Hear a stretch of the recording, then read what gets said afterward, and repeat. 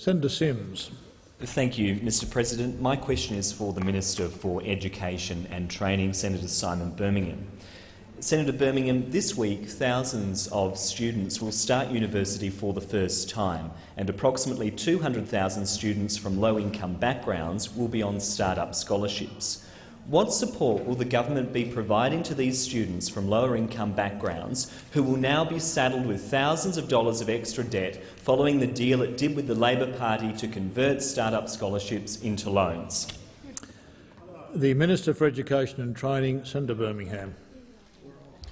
Thanks, Mr President. I thank Senator Sims for his question, and Senator Carr, I acknowledge indeed that in relation to the reform we were just asked about, it was a measure that indeed both sides of politics did support. And support it because, Senator Sims, it is important in an era where government is spending more than ever before to support more students than ever before to access higher education, that we do also have financial sustainability around our higher education systems. The income contingent loan systems that we operate in Australia are among the most generous in the world in terms of the repayment arrangements that exist for individuals, and they do provide a very fair and reasonable measure of support for students. Primarily, they provide that support for students' fees, but these measures provide opportunities for students to be able to access that additional assistance to meet other costs that they may not otherwise have the funds to meet in relation to their education. That's of great benefit to them. It's consistent indeed with what we do in other areas such as the Trade Support Loans program, which again assists individuals to meet some of the costs of their trade training, but does, if they are taking a loan out from the government, expect that they would repay that, consistent with the terms of all of the other income contingent support loan programs, which of course do have that very generous threshold level. Pause the clock. Senator Sims, a point of order. With respect, Mr President, I asked the Minister quite directly what he would be doing to assist students from low-income families, and he hasn't addressed that part of the question.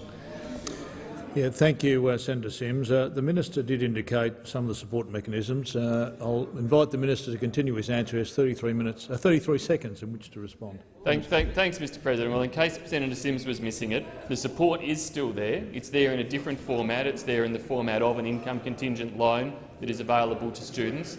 The support is also there through hundreds of millions of dollars in the Higher Education Participation Program that provides support for universities to be able to enrol people from different backgrounds. And I'm very pleased that the latest enrolment data demonstrates that we have more people from lower socioeconomic backgrounds in universities than ever before, and that has been growing at a faster rate than the overall student population. Thank you, Minister. Senator Sims, supplementary question. Thank you, Mr President. Given the government's deregulation agenda will also price people from lower-income families out of universities, will the government abandon this deregulation crusade in the coming federal budget and finally put the money on the table that we need to provide world-class university education for all?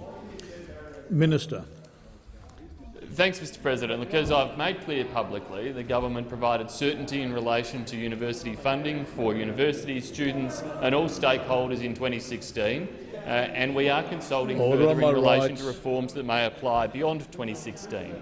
But any reforms we apply will be equitable in their nature, will ensure continued access to university for people from all walks of life, because we are guaranteeing the maintenance of the HECS program, the HELP program, the income support arrangements, income contingent loans that ensure no student faces $1 in upfront fees in relation to accessing an undergraduate degree at an Australian university. This ensures fair and equitable access to Australians accessing university. And we've seen since the HECS program was introduced by the Keating government continued growth of enrolments from students who aren't deterred by the fact they might incur a debt, because they know that it is the best debt they'll ever undertake in terms of getting a better job security and higher wage jobs in the future. Thank you, Minister. And it's been supported by both sides of politics. Senator Sims, final supplementary question. Thank you, Mr President. So, given the government is still saddling students with more and more debt and still pursuing this deregulation agenda, which will make university study less affordable, when will the government finally increase youth allowance to give students the support that they need while they're studying? Minister. Thanks, Mr. President. I really do reject the premise of the argument there that Senator Sims is putting in terms of suggesting that the government is mounting some deregulation agenda that is saddling students with ever more debt. What the government wants to do is ensure that we have funding mechanisms that are sustainable for our universities, that we have funding mechanisms that do encourage excellence within those universities, that we have systems in place to support equity of access for all students. And that's why we remain committed to ensuring that students do not face upfront fees going to university, that they do have what is the world's most generous program in terms of student loans and the way in which those loans are repaid. And students around Australia and their families should be confident that in the future— Pause the clock. Order, Minister. Senator Sims. Mr. President, with respect, I did ask the minister whether he would commit to increasing youth allowance. He still has not answered the question. Thank you, Senator Sims. I'll remind the minister of the question. Minister, you have 13 seconds in which to answer. Minister. Thanks, Mr. President. Coupled with the generosity of support for students in addressing their fees, the Australian government provides income support for a range of different categories, including youth allowance. But, Senator Sims, if you want to increase those payments, you better come to the parliament with ways to pay for them. The time for answering the question has expired.